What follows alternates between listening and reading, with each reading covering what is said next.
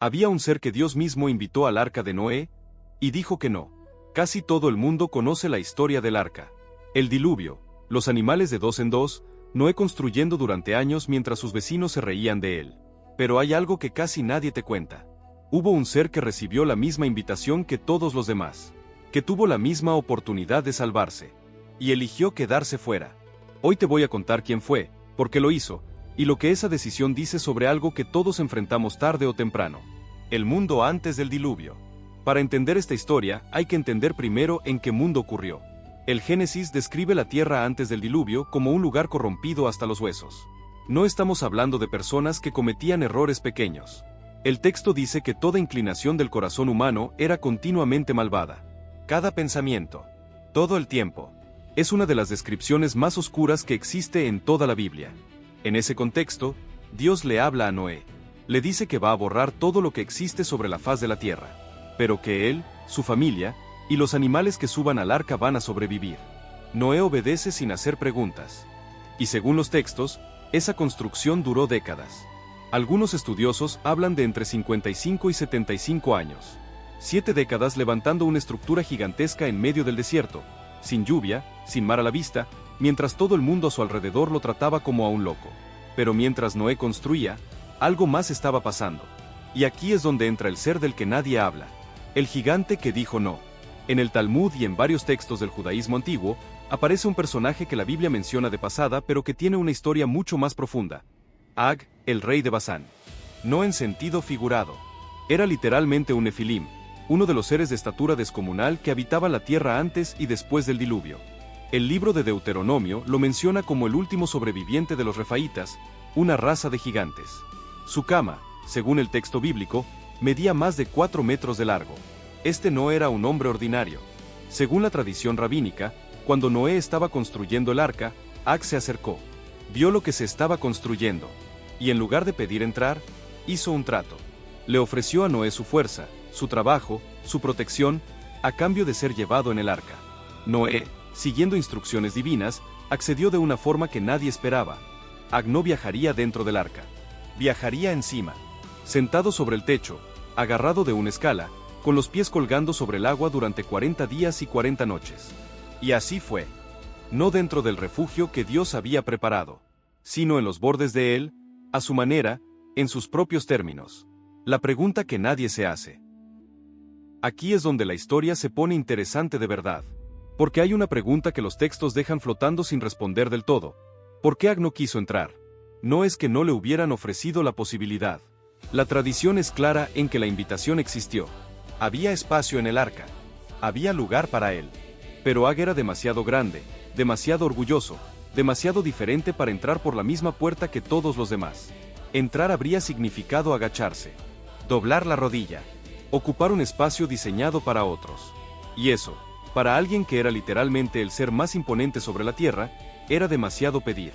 Así que eligió el techo, eligió los bordes, eligió sobrevivir, sí, pero a distancia, sin rendirse del todo, sin entrar de verdad. Y aquí viene lo que esta historia tiene de universal. Ag no es solo un gigante del Antiguo Testamento. Ag somos nosotros cada vez que Dios, la vida, o una oportunidad nos abre una puerta y nosotros decidimos quedarnos en el umbral porque entrar de verdad nos costaría demasiado orgullo. Lo que pasó después. Esa parte es real dentro de la tradición. Pero lo que vino después es igual de revelador. Ag siguió siendo un problema. Siguió siendo un adversario. Siglos más tarde aparece en el libro de Números enfrentando al pueblo de Israel, y es destruido por Moisés. El gigante que sobrevivió al diluvio no por fe sino por astucia, terminó del mismo lado que siempre estuvo, fuera. Porque sobrevivir no es lo mismo que transformarse. Ag pasó por el agua, pero el agua no pasó por él. Salió del otro lado exactamente igual a como entró. Enorme, orgulloso, incapaz de someterse a nada ni a nadie. Y eso es lo más triste de su historia. No que haya muerto eventualmente, sino que todas esas décadas de vida extra, todo ese tiempo ganado sobre el techo del arca, no lo cambiaron en nada. El problema que todos tenemos con las puertas abiertas. Hay un patrón en la naturaleza humana que los psicólogos llaman resistencia al cambio identitario. No es miedo al cambio en general.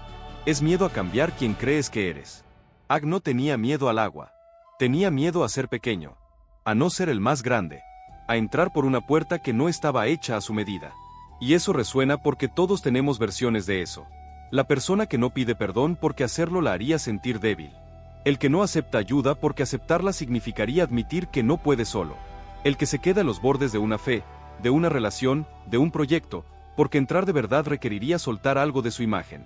Y hay algo en esa imagen que es imposible no reconocer. El clímax. La diferencia entre los que entran y los que se quedan en el techo. Dentro del arca había animales que no eran especialmente poderosos.